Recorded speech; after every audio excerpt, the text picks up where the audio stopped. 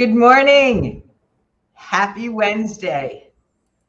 Can you imagine if your career started off on a Reddit thread? Well, that's how Junaid's career started. He started looking into all of these different things and he found this Reddit thread that said something about, how do people get jobs, get hired without a degree? And so, with that, I'd really like to introduce the man who is behind No Degree. And like he says, no degree, no problem. And why he's here today is maybe you have a degree, but maybe somebody in your family or your children are thinking, you know what, no degree, I'm not interested in going to 4-year college. And you may be thinking, oh no, that's going to hold them back. So, Junaid, thank you so much for showing up and being such a show up guy across the board. I'm so thrilled to have you here. And just please tell us why this mission of all the things that you could be doing so successful in so many respects. Why did you choose to focus in on the mission of No Degree? Well, yeah, it's really a rally against the system and a rally against traditional culture. I'm an immigrant, so my parents were always like, study, study, study, get the best grades, go to the best schools, and all that. And like, I did that, but it was never fulfilling, right? It wasn't Mm. necessarily my dream, and I've seen so many people kind of live it, right? I kind of did that to get them off my back. And the other thing is, like, I went to like a lot of these schools, and I realized that a lot of these people, while there are many great people, it doesn't mean that someone's automatically a better person or a good person or someone that you can rely on just because they went to a better school. And I just hated the stigma that, oh, someone goes to this school, automatically they're better, right? Someone goes to Harvard, they're automatically better. And it's like, people cheat in Harvard too. So that's one of the reasons why. And I just kind of saw that there are so many good people who are very hardworking, who are denied opportunity just because they don't come from a traditional background. Yes.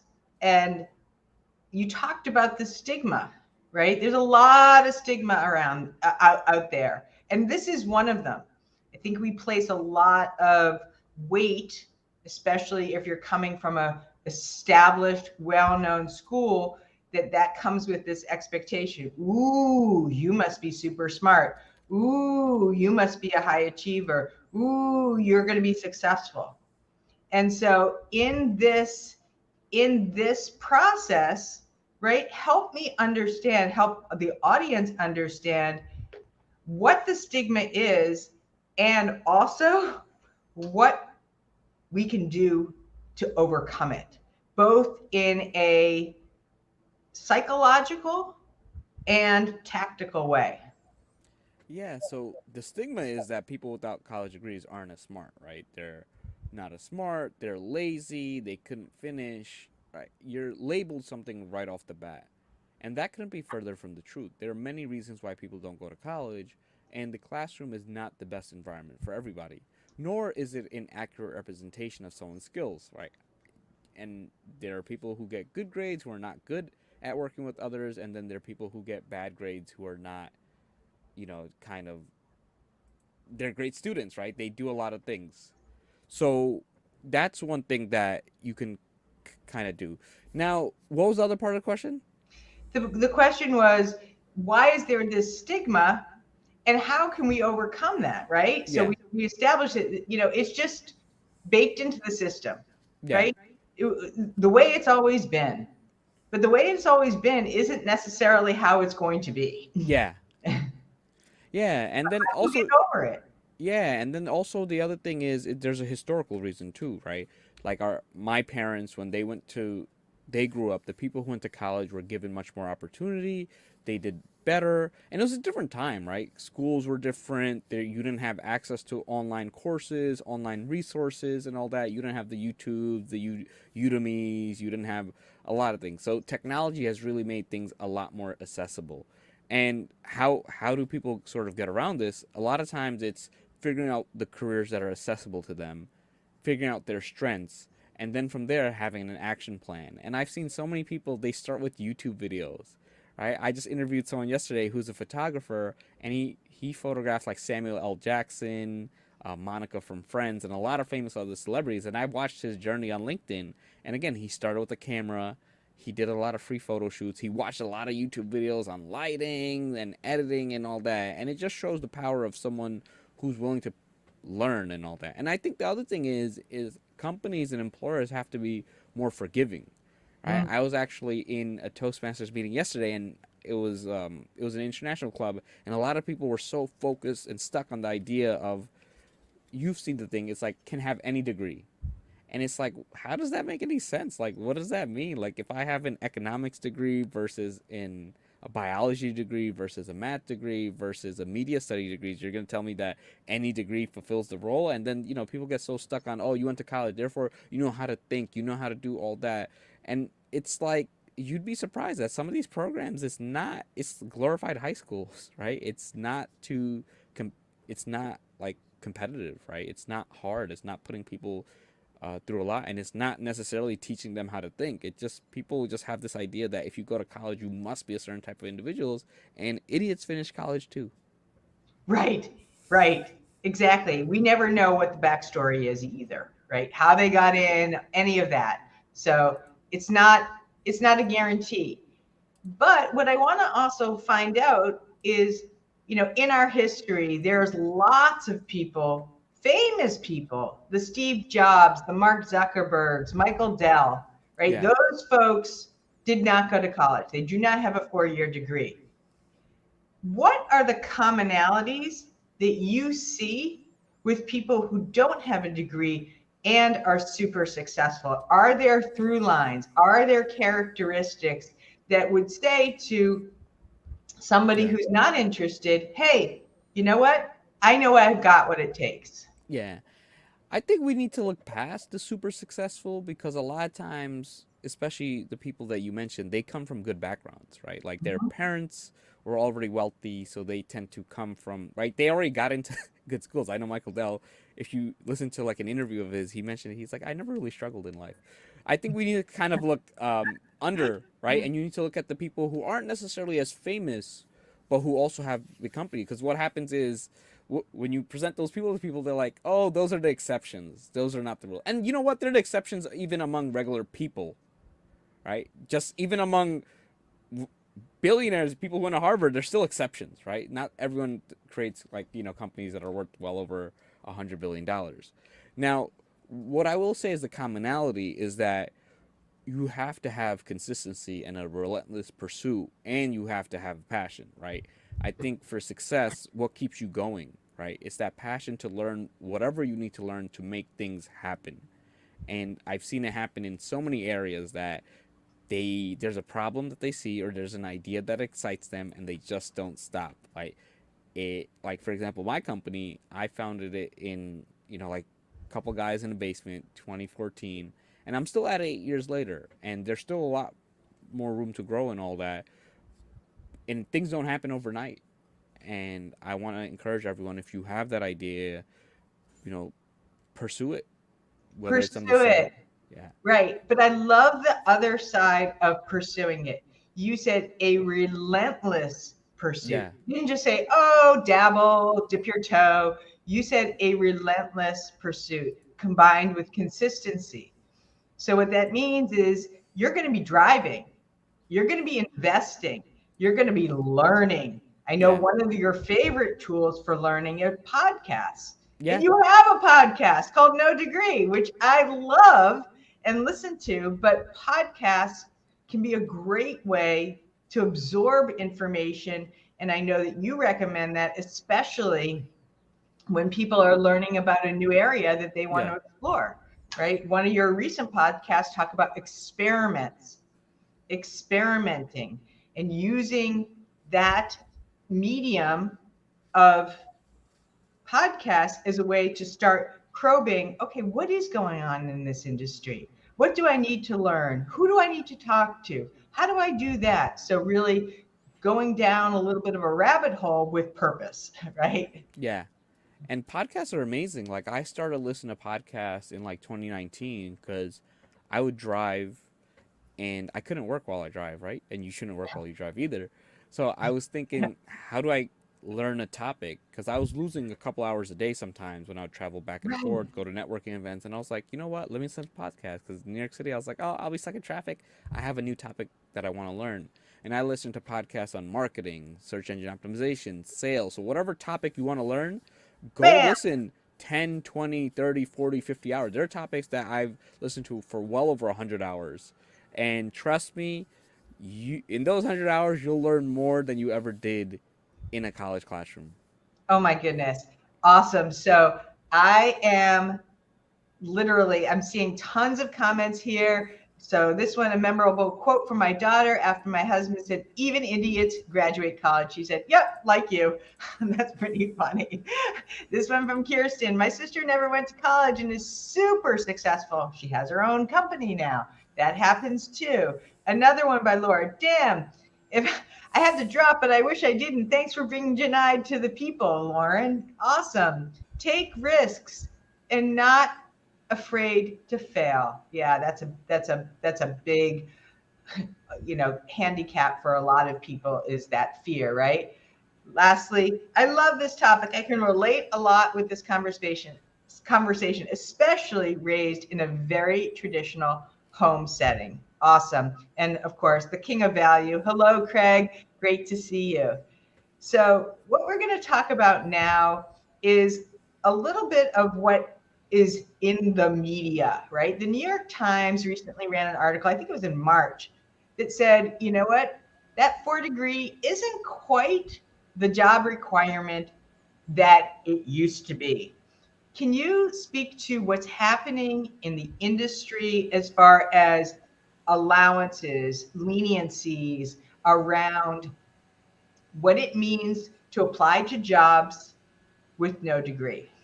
Yeah, so unfortunately, you will have a harder time, and it depends on the industry, right? Like finance, despite it being something you can do without a degree, the industry is very, oh, you have to go to a certain school, you have to do XYZ. There are exams like the CFA, the Chartered Financial Analyst. Even if you passed it without a degree, you still face an uphill barrier. The industry is like, oh, where'd you go to school? And it sucks because there are people who graduated with a 4 year degree but can't pass the CFA, right? Just because it's like hundreds of hours of studying, and that's usually outside the scope of any college class that you'll take unless you take some extremely hard ones at certain institutions. Now, for other industries like tech, sales, marketing, there are ways to sort of break in. In sales, you can start off with a very low paying, sometimes even on, just commission only job for a few months, use that to gain some experience. Now you can break into an entry level role. The bases start low, but once you start producing results, you can easily move up. In marketing, you can do projects, right? And I tell people, hey, is there a local business that you like? Is there a restaurant you want to help? Start their marketing, start helping them with their branding and all that. Get some portfolio work. You can use that as your experience. You can even grow your own social accounts. That's one way to sort of get marketing work. Now, the technology, right? Technology is another way. You can get online certificates. There's a lot of online things that you can pass. Once you get that, again, showcase projects. I've seen people get good jobs with just like 3 or 4 projects and networking. So now, a lot of times in industries, just find ways that you can get experience, right? If you want to plan events, go volunteer at a nonprofit, help them plan their events. There are a lot of nonprofits who need volunteers, and just realize that volunteer work counts as a legitimate experience. I love this. And I also love the way that you suggest that people handle this on their resumes. So, what I heard from you, which I loved, was don't put it as volunteer, right? It's more than that. Yeah, Put it as leadership, right? When you are creating your resume and you are taking advantage of the work that you're doing, if it's a volunteered unpaid position, so what? yeah. It still counts. And I think a lot of people also say, well, you know, it's just a volunteer. No, that If you you can't go discount into yourself. with that attitude, it will be, Yeah, but you get to take that opportunity and leverage it. Yeah. So I think that there's a lot of juice that oftentimes is not squeezed within those volunteer opportunities that are so critical. And I did put this in the banner here, right? Sales, marketing, project management, social, events. These are great kickstarters to lots and lots of other opportunities that are understood to be available without a degree. Yeah. And And again, yeah, go ahead. no, go. Yeah. No, it's like one thing I'll tell people is you can't focus on what you don't have because the universe of what you don't have will always be bigger than the universe of what you have. Mm, So a lot of times when people go into their interviews or when they go into search, they always say, "Oh, but I don't have a degree." But it's like focus on what you do have, focus on what you do bring to the table, because that's what you can control and that's what makes you unique and that's what you can highlight because it affects your confidence. If you go in and think like, "Oh, I'm competing with all these people with these fancy degrees," if you go in, "Hey, I'm going in, I have this experience, I'm going to show them why this experience makes me unique and why I'm the best person for the job." right. And you know, and I know, even people who have a degree still default to, well, I don't have this and I don't have Yeah, that. yeah. And so they get themselves psychologically psyched out of whatever that opportunity is. And they focus in on the competition. Yeah. Oh, this person's got this and this person's got that. No, Yeah. stay in your lane, right?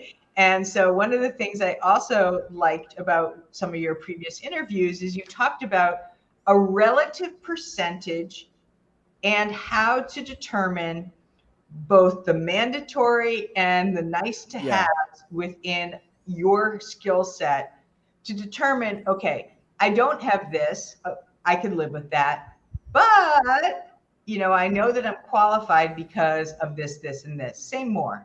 Yeah. So I would say about go aim for 70%. Somewhere around that, and make sure you hit the minimum requirements because sometimes they have must have, but just realize that a job description is a wish list. And oftentimes, if you meet 100% of the requirements, you're going to go in and they'll be like, "Oh, but aren't you going to be bored and all that?" And I was actually talking to someone about that yesterday. She was like, I make sure to meet 100% requirements. And a lot of women tend to do that, right? Guys tend to just go for whatever, and women tend to go for 100% of the requirements. And it's like, go for at least 70%. And the other thing I tell people is make sure that, hey, maybe the first few months you're going to learn a lot. You have to kind of spend some extra time outside of work, but just make sure that it's a job that you can reasonably do and you can meet all the responsibilities within sort of like that 3 to 6 month time frame. Right. So, really critical here. If you've never, and I'm using your example, if you've never touched JavaScript in your life and it's a mandatory requirement, Yeah, sorry, that's a reach. If the requirement says you must have 5 years, but you only have 3 or 4, yeah, okay, now we can live with that. So, really make sure that you are assessing what is a do or die and what also has some flexibility. So I love what Andy York is saying. Thanks for showing up always, Andy. Attitude, confidence, and preparation. So one of the things that you've said and that I completely agree with is attitudes and behaviors are so underrated. And so many people think, well, like that's not necessarily a unique selling point in my candidacy. yeah. Say more about that and how it gets It filtered into is. the process. It is. People like, I see a lot of interview advice and it'll be so focused on prep. And I'm not saying don't prep, Right. but there's a lot of studies that show they make a decision in the first 5 to 10 minutes, right? Mm-hmm. And it's how you come across, right? Can they visualize working with you? And you have to really be likable. Obviously, you have to have the other foundations, but you have to really come across as likable. Showcase that passion, showcase that willingness, showcase that humbleness, show that you're willing to learn. And that's extremely important. And especially if you may not be as so-called qualified as the other candidates, that may be the reason. Because I've seen times when And I've seen it. I knew someone. They hired the person that was more qualified. That person ended up doing no work and extremely hard to work with, and they still regret they should have hired the person who was younger, less qualifications, but hunger and had a better attitude. Absolutely. So I want to put this a caveat around passion because I think you and I are on the same page with this. Don't tell somebody that you're passionate. Yeah, Show me in your energy level. Because if I come here and I'm like, I'm really passionate, it's not gonna be very credible. And use your storytelling to support that. How you were in your relentless pursuit to learn X, Y, or Z and your attitude. What does that mean in context of what they're looking for? If they're looking for somebody who's scrappy and a hard worker, well, goodness, if you've been doing things, even waitressing, which is a huge yeah, opportunity to juggle a lot, and you're unfazed by that chaos, that's a positive attitude that has a lot of alignment. So, yes, I love that passion and attitude. I really want to turn to some more tactical pieces because the top three things that No Degree provides, aside from an amazing podcast, but as a service, is really offering not just career advice, but financial advice and general life advice. So I'd love to hear some of your top three secrets with respect to how, if you have no degree, you should be addressing, especially now with some talk about recession, how should people who have no degree approach their finances, their careers, and just overall life in general? yeah. So first, I think it's really important to put yourself in a position of power. So to put yourself in a position of power, make sure you do the required work to sort of be in your field, get any certifications you need to, make sure you network. These are things that are really underrated. Then financially, you want to make sure that you know your worth. I think so many people think that they deserve to get paid less because they have a degree, and I have people push back. I was like, push back and say, hey, my degree is not going to impact my ability to do the job, right? Focus on the value I bring to the table. The other thing is, I tell people, make sure you put yourself in a position that you can afford to walk away. Because in negotiations and in sales, if you can afford to walk away, it changes the dynamic completely because you go from, I need this sale, and it weakens you. And I understand at some points in your life you will be in that position, that's okay, but try to put yourself in a position where you can walk away, because then you're settling and you're going for less than your worth. Mm. You don't want to do that. And you'd be surprised. I've seen people negotiate a lot, and companies, you'd be surprised that they may be offering you 140K and you'd be surprised that you walk away with 160. But it's only because you're like, hey, I have another offer, or hey, you know what? This doesn't align with my goals. I realize what I'm worth. The other thing is, and I really want to go back, is the networking piece is really underrated, because Mm. I've seen so many people that networking piece, because now they know your ability, they know your attitude a lot more. They realize that your attitude has been consistent even outside of work. I've seen someone without a degree, they got into a big well known company, and in the interview process, they're like, oh, she doesn't have a degree. And the person's like, well, no, she has the required skills. She deserves to interview. Because there are so many people who get eliminated well before they even get in the door, and having someone who sort of advocates for you makes a big difference. Relationships, you're singing my favorite song because the most valuable capital that is going to happen in your career is not what's in your bank account. It's your relationships. And I mean that sincerely. I Every time there has been a client that I'm working with and or in my own life, it's been a person who is able to advocate for me, for my work product, for my due diligence, for X, Y, and Z. And I share that. And so the point here is if you don't have a degree, or if your kids don't want to go to college, replace that time with building relationships, Yeah.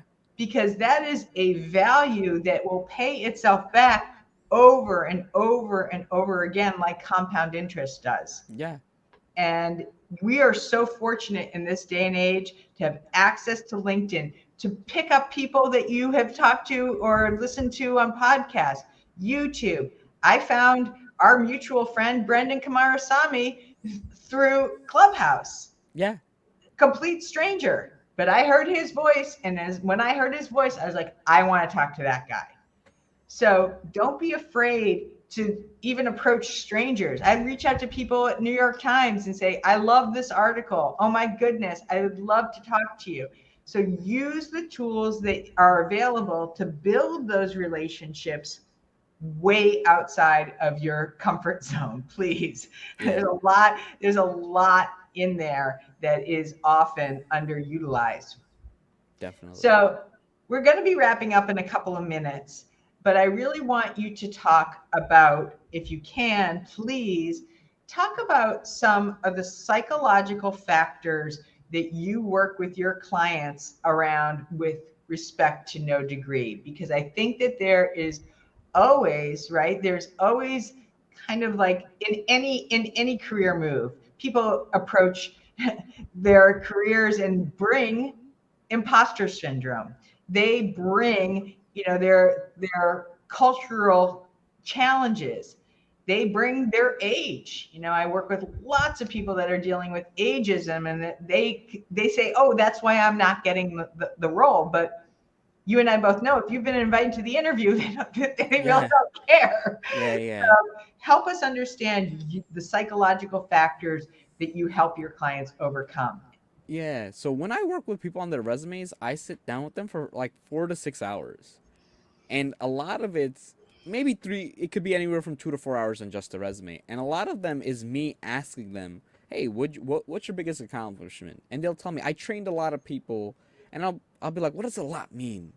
And then they'll be like, I'm not sure. It's a lot of people. And I'll be like, okay, how many people do you train a month? And it'll be like, oh, 20 people a month.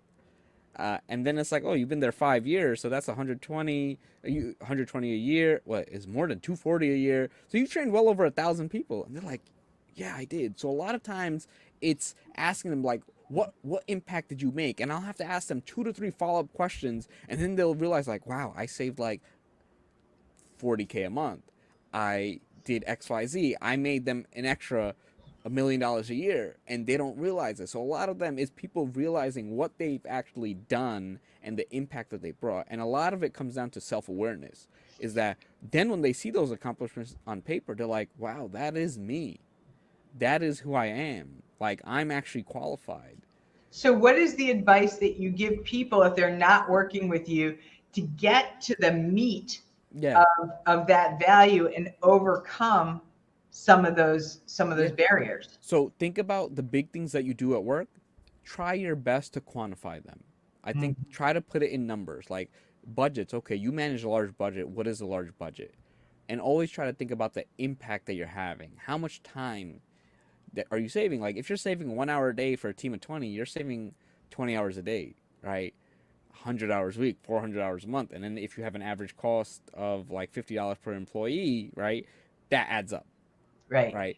So Remove the ambiguity. yeah, So, anytime you're talking in the sense of a lot, many, or anything that could be misconstrued, because we don't know if many is 2 or 200. yeah. So put some context around that and get gritty, right? Nope. Get gritty, learn yourself, become self aware of who you are, what you bring to the table. I think once people do that, they get so much more confidence. And then once they get confidence, so much more relaxed during the interview. And then they can actually be the best version of themselves during the interview and the job search. What do you say to people who are looking for work and immediately bypass this self-awareness step and think, "Oh my goodness, I just got to update my resume. Oh my God, if I get the perfect resume, you know, I'm I'm okay." What is your advice there? Look, you don't need the perfect resume. And I find too many people, they focus on perfection. You need something good enough, right? Have a Right. good, simple, clean format that highlights your skills. People get so caught up in the words. And it's like, look, people are only going to look at it for 6 6 to 10 seconds. seconds. Maybe 6 seconds. if they like you, they'll start looking at 10 to 30, 20 seconds.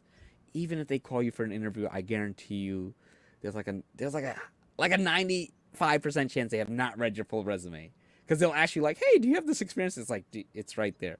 So don't focus on perfection. Focus on good enough, and then focus on the other aspect of making sure you show up with the best attitude and a great personality to the interview.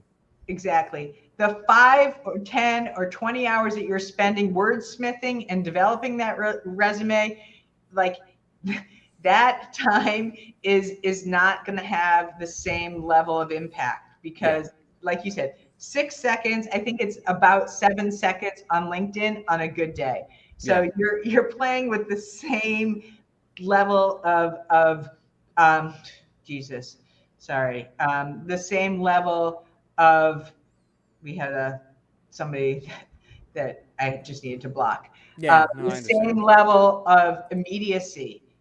Stay or scroll. What's happening? I have 7 seconds. Stay or scroll. What's the decision?